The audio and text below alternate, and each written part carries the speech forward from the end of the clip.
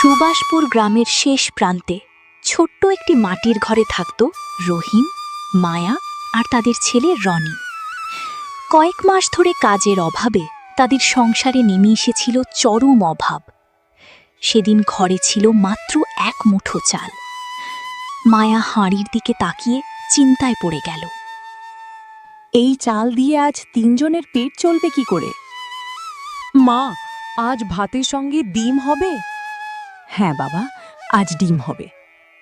মায়া, কিছু খেতে দেবে? সকাল থেকে বের হব। কি হয়েছে? চুপ করে আছো কেন? খাবে কি? যা আছে তাই দাও। হাঁড়িতে শুধু এক মুঠো চাল আছে। তাহলে সেটা রান্না করে রনিকে খাইয়ে দিও। আর তুমি? আমি বাইরে কিছু একটা ব্যবস্থা করে নেব। প্রতিদিন একই কথা, আমি ব্যবস্থা করে নেব, কিন্তু সেই ব্যবস্থা হয় কোথায়? আমি কি করব বলো? আমি জানি না তুমি কি করবে, কিন্তু এভাবে আর কতদিন চলবে? অভাবের কারণ রহিম কাজ পাচ্ছিল না, আর মায়া সংসার ও ছেলের ভবিষ্যৎ নিয়ে সবসময় চিন্তায় থাকত। ধীরে ধীরে সেই চিন্তাই তাদের মধ্যে অশান্তির কারণ হয়ে উঠল। রহিম কিছু না বলে বাইরে বেরিয়ে যেতে চাইলে মায়া আবার বলল, আজ বাজারের দোকানদার আবার টাকা চাইতে আসবে। জানি। গত মাসেও বলেছিলে কাজ পেলেই টাকা দিয়ে দেবে। কাজই তো পাচ্ছি না। কাজ পাওয়ার চেষ্টা করছো তো? সকাল থেকে সন্ধ্যা পর্যন্ত কাজের জন্য ঘুরে বেড়াই। তোমার কি মনে হয় আমি ইচ্ছে করে কাজ করি না? আমি তা বলিনি। কথায় তো সেটাই বোঝাচ্ছ। তুমি বাইরে থাকো, তাই হয়তো বুঝতে পারো না। সারা দিন ঘরে বসে ছেলের মুখের দিকে তাকিয়ে থাকতে হয়। ও কিছু চাইলে দিতে পারি না। তুমি ভাবো শুধু তোমার কষ্ট হচ্ছে? নিজের ছেলেকে কিছু কিনে দিতে না পারার কষ্ট কি আমার হয় না? সারাদিন কাজ খুঁজেও রহিম কিছু পেল না। সন্ধ্যায় সে খালি হাতে বাড়ি ফিরল। বাবার হাতে কিছু না দেখে রনির মুখটাও মলিন হয়ে গেল। বাবা, আমার জন্য কি এনেছো? আজ কিছু আনতে পারিনি বাবা। কিছুই না। আজও কাজ হলো না? না। তাহলে কাল আবার চেষ্টা করব। কাল কাল সবসময় শুধু কাল। রাতে তিনজনের জন্য রান্না হলো অল্প কিছু ভাত। রহিম নিজের খাবারটুকু ছেলেকে দিয়ে দিল। তুই খেয়ে নে বাবা। না বাবা, তুমি খাও। আমার খিদে নেই। তুমি কেন সবসময় নিজের খাবার ছেড়ে দাও? ছেলের মুখে খাবার দেখলে আমার পেট ভরে যায়।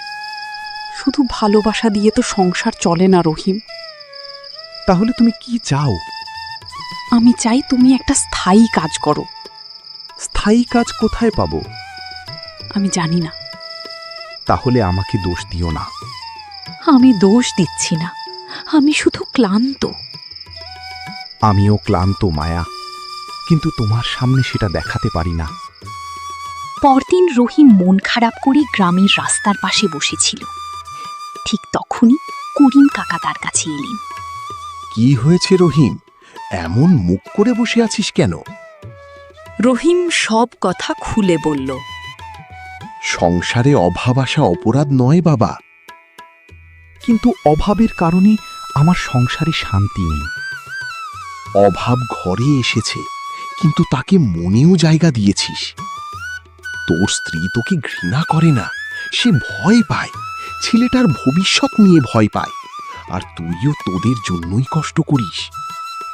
একটা কথা মনে রাখিস, স্বামী স্ত্রী যদি অভাবের সময় একে অপরের হাত ছেড়ে দেয়, তাহলে অভাব আরো বড় হয়ে যায়।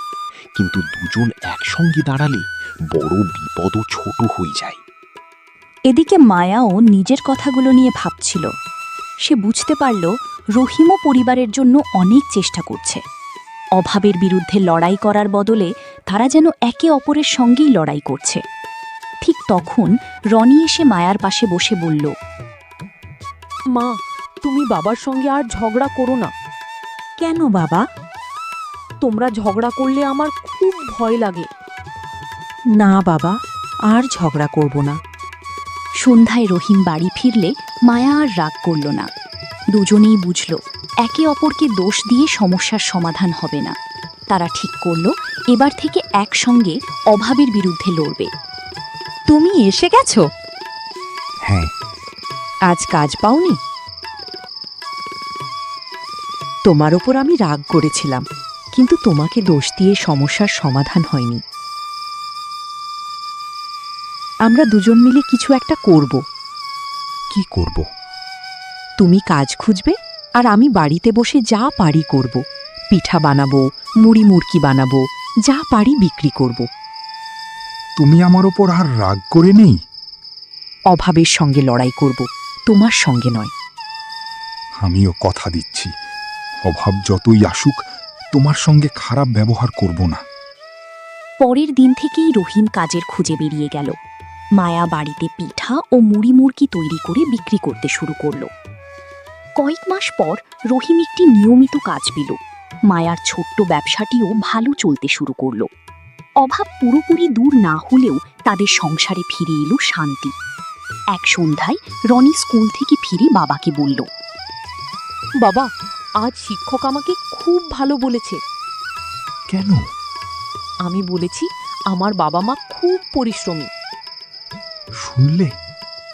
হ্যাঁ, আমাদের ছেলে আমাদের নিয়ে গর্ব করে। এই গর্বটাই তো আমাদের সবচেয়ে বড় সম্পদ।